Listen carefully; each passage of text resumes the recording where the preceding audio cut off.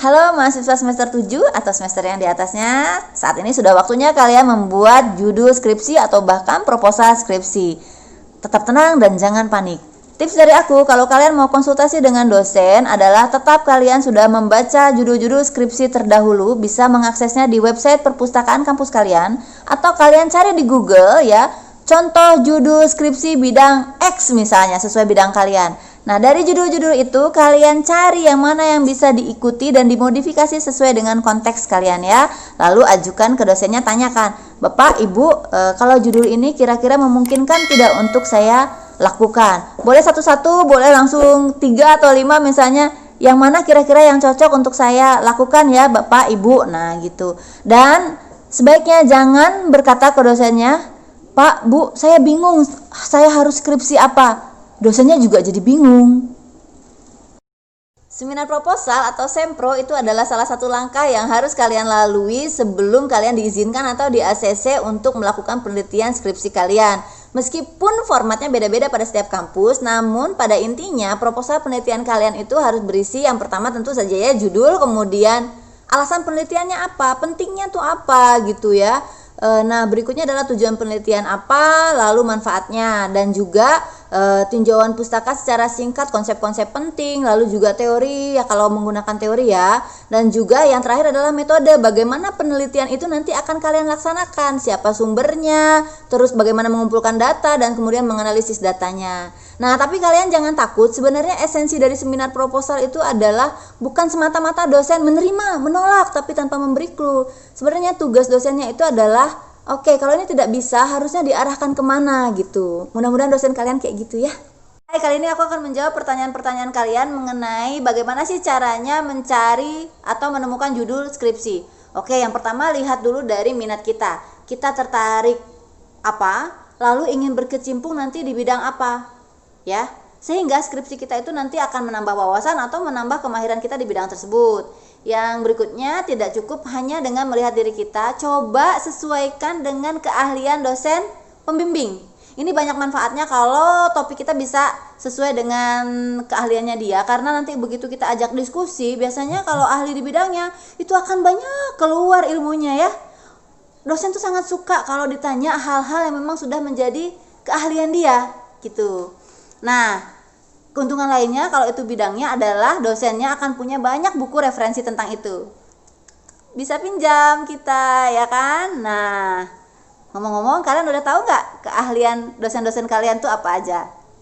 Nah, untuk kalian yang belum tahu minatnya apa atau belum tahu keahlian dosen pembimbingnya apa, jangankan kalian, dosennya sendiri aja kadang nggak tahu dia keahliannya apa. Ada yang kayak gitu ya. Nah, atau ada yang prodinya itu outline dulu baru kemudian menentukan dosen pembimbing. Jangan bingung, kita ke tahap yang berikutnya, yaitu kalian pergi ke perpustakaan atau website perpustakaan atau website lainnya, cari skripsi-skripsi yang pernah dilakukan orang, lalu lakukan ATM, amati, telaah ya, bukan tiru, baca, analisis, dan kemudian modifikasi sesuai dengan bidang kita. Nah, tapi kalau hanya melihat skripsi yang pernah dibuat oleh kakak tingkat atau yang beredar di internet, kadang itu judulnya mirip-mirip, sehingga nanti skripsi kita juga mirip. Jadi dosen Anda akan bilang, wah ini sih basi. Nah kan, untuk itu kalian cari ke jurnal-jurnal internasional ya, di Google Scholar, di Science Direct misalnya, sehingga nanti wawasan kita tambah luas, kita dapat insight baru, dan judul kalian jadi Halo semuanya, kali ini aku akan mencoba menjelaskan secara ringkas bagaimana membuat latar belakang untuk penelitian atau skripsi kalian. Nah, ada 2 jenis penelitian, yaitu ada kuantitatif dan kualitatif. Untuk kuantitatif itu sifatnya deduktif atau dari umum ke khusus. Nah, kita bisa menggunakan prinsip piramida terbalik. Artinya apa? Kita menyampaikan hal-hal ideal sesuai pendapat para pakar, dan kemudian juga teori-teori ya tentang bagaimana sesuatu itu harusnya terjadi atau berlaku. Misalnya saya ingin meneliti tentang komunikasi atasan dan bawahan dalam organisasi, maka saya akan bercerita tentang bagaimana pentingnya komunikasi dalam organisasi, bagaimana organisasi itu tidak akan berjalan baik tanpa komunikasi. Saya sebutin tuh rujukan-rujukannya dari jurnal, buku-buku ya, dan sumber-sumber lainnya. Semuanya harus ada datanya ya, tidak boleh kita asumsi saja atau common sense saja, nggak boleh. Nah, Berikutnya baru lebih mengerucut, saya akan cerita bahwa salah satu bentuk komunikasi yang penting itu adalah komunikasi atasan dan bawahan. Saya cerita lagi tuh, tuliskan bahwa komunikasi atasan dan bawahan itu apa, terus apa pentingnya ya. Mungkin dikasih sedikit teori tentang komunikasi atasan dan bawahan. Nah, baru kemudian lebih mengerucut lagi, kita cerita tentang sebuah perusahaan yang menurut kita komunikasi atasan dan bawahannya itu menarik gitu untuk diteliti. Nah, setelah itu latar belakang tetap ya ditutup dengan kalimat paparan di atas ya, menunjukkan bahwa penting bagi kita untuk meneliti. Nah, sebutkan ya rumusan masalah penelitian kalian. Nah, berikutnya untuk penelitian kualitatif itu sifatnya induktif, dari khusus ke umum. Artinya kita bisa menggunakan tetap prinsipnya piramida. Kalian boleh langsung, kalau dengan judul yang tadi ya, misalnya studi kasus kita pakainya, langsung aja cerita. Ada sebuah perusahaan X, dia sangat unik, menarik dengan kondisi begini, sebutkan, harus ada datanya ya.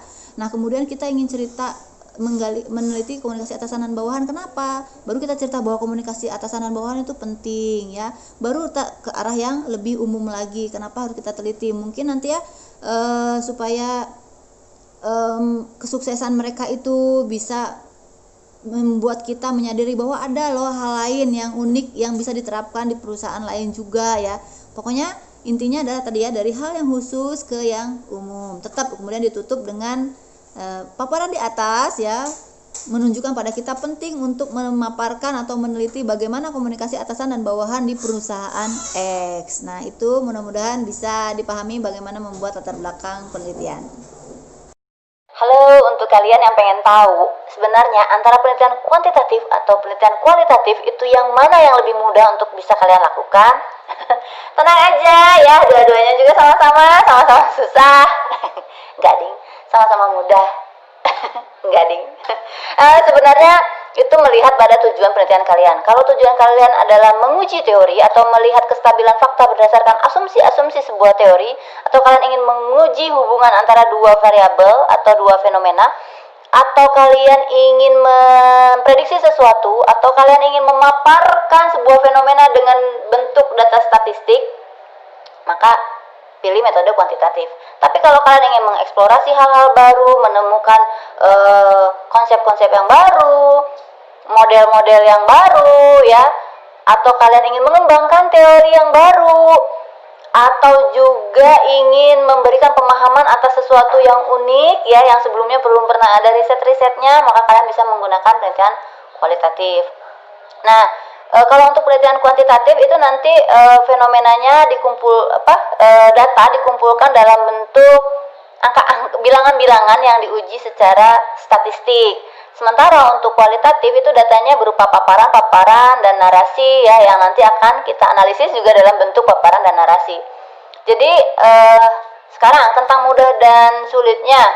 Kalau kalian suka menghitung ya, kalian bisa menggunakan metode kuantitatif. Tapi kalau kalian suka dengan menuliskan kata-kata, tick description ya, menulis dengan panjang lebar, menjabarkan, nah itu bisa kalian pilih sebuah penelitian yang mungkin menggunakan metode kualitatif. Jadi sebenarnya nggak ada yang lebih susah ataupun yang lebih mudah di antara keduanya.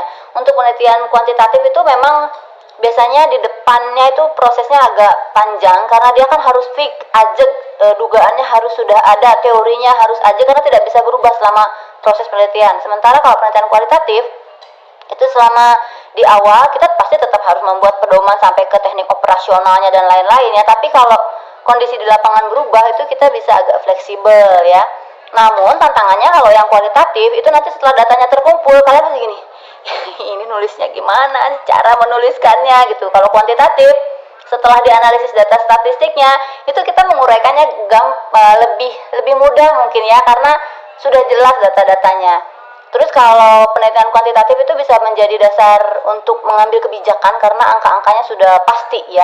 Sementara kalau kualitatif itu cocok untuk mengembangkan hal-hal yang baru, menunjukkan hal-hal menarik dan unik kepada dunia luar. Itu mungkin ya. Nanti saya sambung lagi dengan komponen-komponen yang lain dari dua metode ini. Halo semuanya. Dalam penelitian ada beberapa kata itu yang biasanya menjadi terminologi dari metode tertentu. Ini adalah yang biasanya merupakan judul kuantitatif. Untuk kuantitatif deskriptif misalnya adalah efektivitas atau keefektifan ya.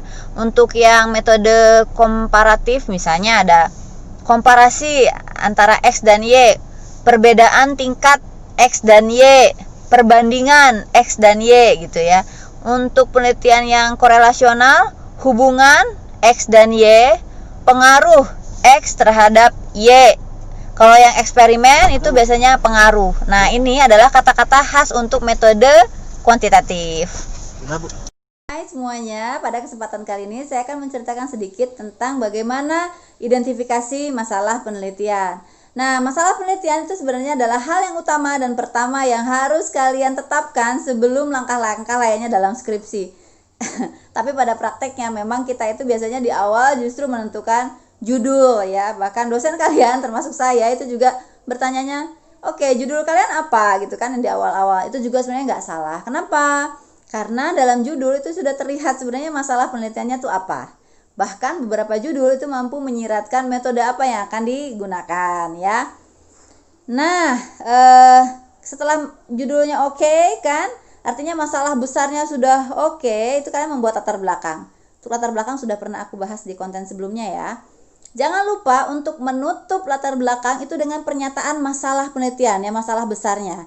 Itu adalah judul kalian ditambah dengan kata tanya di depannya. Misalnya begini, saya meneliti tentang pengaruh kekerasan komunikasi di lingkungan kerja terhadap kinerja pegawai ya. Nah, berarti ditutup latar belakang itu dengan pernyataan masalah ya. Seberapa besar pengaruh kekerasan komunikasi di lingkungan kerja terhadap kinerja pegawai ya gitu.